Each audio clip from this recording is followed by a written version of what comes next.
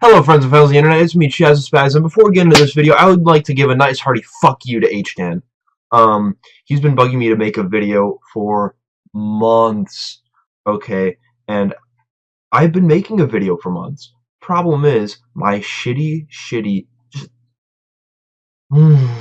just absolute garbage editing software that I have, Movie Studio 13, or Sony Movie Studio 13, I believe is what it's called, is just always crashing, never ever working. And it's not because of my computer, because my computer handles things that are much more complicated than that.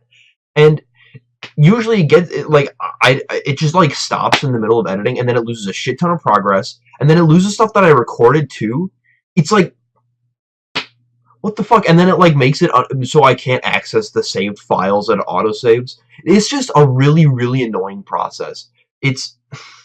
I've explained it to him before, but he doesn't shut the fuck up about it, which makes it even more annoying. Anyways, on to what this series of videos is going to be.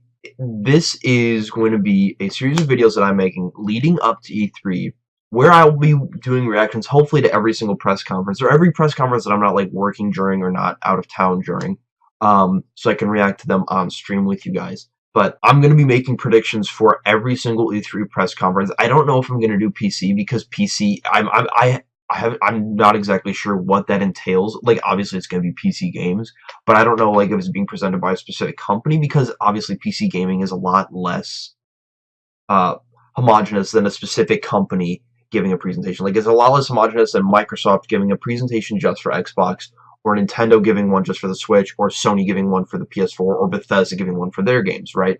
So, what I'm going to do is I'm going to make a video predicting stuff and talking about stuff that I think that we're going to see in the coming presentations for EA, Microsoft, Bethesda, Ubisoft, the PC press conference, Square Enix, which I'm excited for that one quite a bit, and then Nintendo and Sony. I don't know, wait, did I even mark Sony? I forget to mark Sony. Oops. Yeah, okay. So I forgot to mark Sony down. I'll look when their press conferences. I believe it's like the day before Nintendo's. That's when it usually is. Or it's like the day of Nintendo's. But anyways, this video I'm going to be talking about the EA's press conference. Now, before I get into the actual video part of this is going to be kind of a podcast style sort of thing. So I'm going to have gameplay. I'm going to have trailers and stuff going over all me talking, because I don't want you guys to just look at me talking for like 30 minutes, because by the way, these are going to be long ass videos. These are going to be very time consuming to watch. These are not going to be small videos. These are going to be somewhat beefy videos, I'm assuming. I'd really like to do just like a long thing of, you know, what I expect to see. And one more note. I know, oh wow, almost threw up there. As of late, we've been seeing a lot of companies talking about what they're going to show at E3 beforehand, which is a little bit sad. You know, it's kind of like a lot of people are saying, like, it's killing E3, it's killing the hype, it's ruining E3, all that stuff. I don't really think so. I think, if anything, that makes it more hype, because then you know what you're going to see. Like, Christian Fragale, like, Fragal, I don't know if I've ever said your name right, Christian. But he's in my live stream chats a lot, because I'm assuming most of you guys are here from my live streams. He always, I think like every time I stream, I see him say at least once, "Where is Last of Us Part 2, Sony? We need to see that. Where is it?" So stuff like that, knowing that we're going to see something that big, and like, this is from every single company. We know we're seeing Smash, we know we're seeing Spider-Man, we know we're seeing Last of Us. I personally think that makes it more exciting. But anyways, on to the video. Welcome to EA E3 prediction.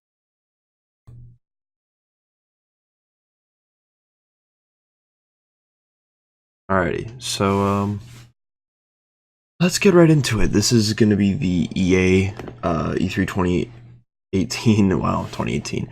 EA E3 2018 press conference prediction video that I'm going to make.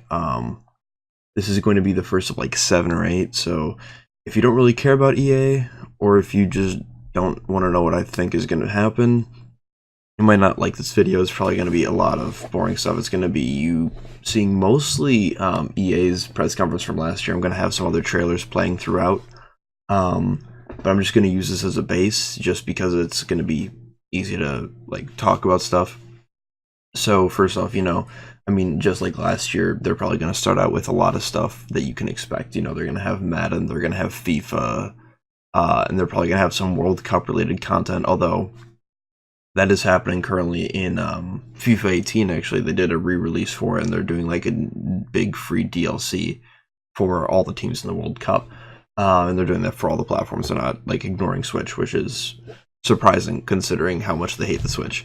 Um, yeah, we'll see stuff Madden, NBA Live, FIFA, standard stuff that you'd expect to see at EA, but that's not really anything that people would really come to get surprised about. Aside from their story modes, their story modes are actually very surprisingly deep. Like it's showing it on screen right now. The story modes for both FIFA and for this is for Madden, I believe, and yeah, it's kind of a big deal. I mean, I remember last year, Madden, like the people who played and reviewed Madden, a lot of people really, really like that story mode. So it seems like if they bring it back and if they can, tweak some of the stuff that they didn't have last year, and they could give kind of the same big budget feel to it, it could really be something special. And I mean, if they got someone like Mahershala Ali, who's an Oscar nominated, I believe he won an Oscar.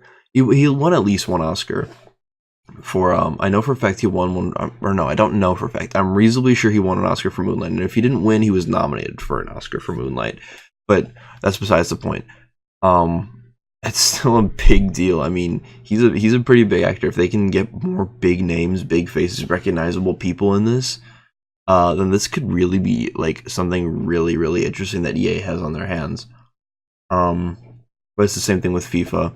Anyways, aside from the sports games, I think what we're definitely going to see, I mean, this is a no-brainer. We're going to see Anthem and we're going to see Battlefield 5.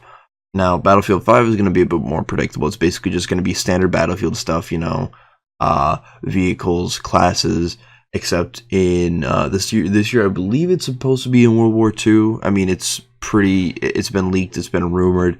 And we saw a very small teaser leading up to a gameplay reveal that's going to happen later tonight, and I might have some of that footage on screen now if I edit this by then or after then.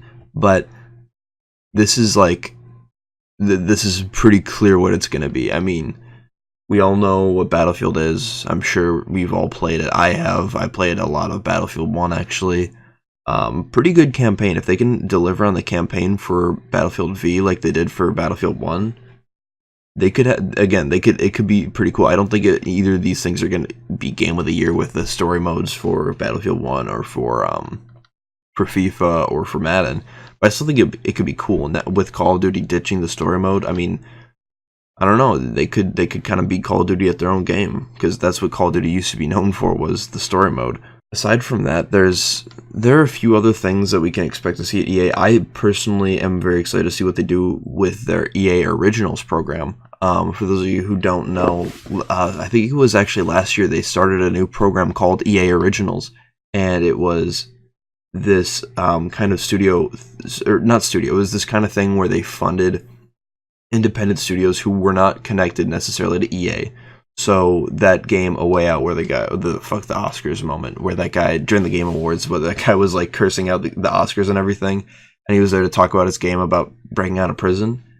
And then the other game, Faye. Those are the two games from EA Originals that have so far been released, and both of those have been met with pretty good critical response. I mean, Faye was not met with super good critical response, but it was met with lukewarm critical response. And A Way Out got some pretty decent reviews. So I'm pretty excited to see what they do next with their EA Originals, and I think they'll have some cool stuff. Hopefully, even some support for the Switch, because EA's support for the Switch has been pretty bare bones, and they're all about that money. And with the Switch selling like it is, there's no way they're going to ignore it. But at the same time, there's no way they're gonna like scale down Battlefield V and put it on there, because that's not gonna work. That just won't happen. And then the next big thing that I think we're gonna see from EA is Anthem. Now, for those of you who don't know what Anthem is, it's like this weird mech RPG shooter, third-person shooter game. it looks like it draws a little bit from the Mass Effect third-person shooter stuff. It's got some RPG elements. Something that I would actually compare it to is the Skells from Xenoblade Chronicles X that you got like halfway through the game where you could like ride around this big overworld in this big mech. Except this time the mech is like really small. It's almost like an Iron Man suit kind of, but you get to fly, you get to move quickly, you get to jump high. They've got a lot of cool stuff. But it looks like it's gonna be it could be something really cool, and honestly, based on BioWare's pedigree and how much people love BioWare, the fact that they're basically using this as their last-ditch effort to keep their studio alive means they're putting all their eggs in this basket, which means if it's bad, they're screwed. But I have a feeling it will not be bad. It looks like it could be really, really, really cool. I mean, that's just my opinion, but it looks like it has some really high potential. Now, whether or not EA chooses to deliver, or whether or not rather BioWare is able to deliver, is another question. But I think if they can deliver, it will be something next level. I don't know if it will be necessarily like Game of the Year quality, but I think it'll be some really cool stuff. And especially if they have like PvP areas, it could be kind of like BioWare's Destiny or EA's Destiny. I mean, they have a lot of first-person shooter stuff, but Destiny is a little bit different from that. It's a little bit more RPG. It's got more squad-based stuff, but they still have PvP. And they don't really have... EA doesn't really have a game like that yet. I mean, not anymore. Battlefield isn't really like that. Battlefront isn't really like that. And Plants vs. Zombies isn't really like that. And then as for just random things like little predictions and stuff I'd like to see... based on how much EA likes money, considering Mass Effect 3 was on the Wii U, I could easily see a Mass Effect trilogy on Switch or Peggle on Switch. Those are just two little predictions that I could see coming true. There's no way they're going to put one of their more recent games on there. They'll probably have FIFA, possibly Madden, but I doubt it. I doubt they'll have Madden on the Switch. And then, as for just, like, other little things, they're probably going to have, like, solo DLC, for, like, Solo A Star Wars Story, although that's coming out, like, a week and a half before E3. Like, that's coming out 2 days from the day I'm recording this, May 23rd. It comes out May 25th. But I believe solo content drops very soon for Battlefront 2. But I have a feeling they'll show off a little bit of it. They'll probably do a little trailer to try and drum up some excitement for it, because people hated on that game, in my opinion, a little bit too much, but, you know, that's how the cookie crumbles, I guess, when you're a game developer. You get your stuff hated on quite a bit. And I think but as for the whole press conference, I think we're going to see a lot of deeper dives into games instead of, like, a bunch of little trailers. Like, we're going to see a deep dive there's no way we're not seeing a deep dive into Battlefield, and there's no way we're not seeing a deep dive into Anthem. And then we're going to see, like, the standard sports game stuff. Other than that, it doesn't really seem like EA's got much going on. I mean, they're showing Battlefield V before E3, which would suggest to me that they're going to have some kind of push for...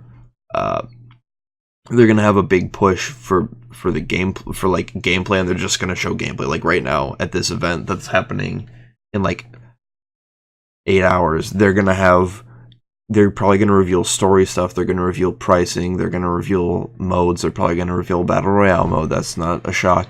So then I'm thinking at E3 they're gonna have stuff more playable, and they're gonna do kind of like what they did last year with Battlefront and Battlefield, where during the press conference they had people playing. So they'll have like, I don't know. They'll have people, like 100 people playing their Battle Royale mode, for example, or something like that. As for what I think they're going to show mostly, taking like a look back at their press conference last year, it was like 30 minutes of Battlefront 2, which makes me think that they could potentially be showing like 30 minutes of Anthem, which it honestly could make or break this game. I'm personally rather excited for it. I am optimistic. EA has learned quite a bit in the past year from the whole Mass Effect Andromeda debacle to the microtransactions in Battlefront 2 and all these sorts of little things that EA has been learning. I think if they know what they're doing, and if they let BioWare do their thing and EA doesn't get too involved from a business standpoint, honestly, Anthem could be a huge gem. I really am excited for this game. Alright guys, thank you very much for watching my first E3 prediction video, and also, I hope you enjoyed the new mic. I just got that last night with HDan and Enhei. I'm hoping that it lasts me a long time because it's a pretty nice mic, and as you can tell, I finally completed my setup. You know, I've got my webcam, I've got my mic, I've got a camera, I've got 2 monitors, I've got my Elgato, I've got my Switch, my Wii U, I've got everything I need to produce content except for a video editing software that actually works. I'm hoping to stumble across a copy of Sony Vegas 15, and after that, I'm hoping to just like keep pumping out these E3 videos as quickly as I can. They're not going to be super editing heavy. I'm just going to have to listen to where I'm talking about something in the audio, put the gameplay or put a trailer in there, and then we'll be good to go. So hopefully I'll be able to make one of these every few days. I can be on that grind, and then I can be streaming, and I mean, gotta work too, but I'm pretty excited for E3. Yeah, so thanks for watching. Please like, comment, and subscribe. I'll see y'all in the next video, and that would be Microsoft. Peace!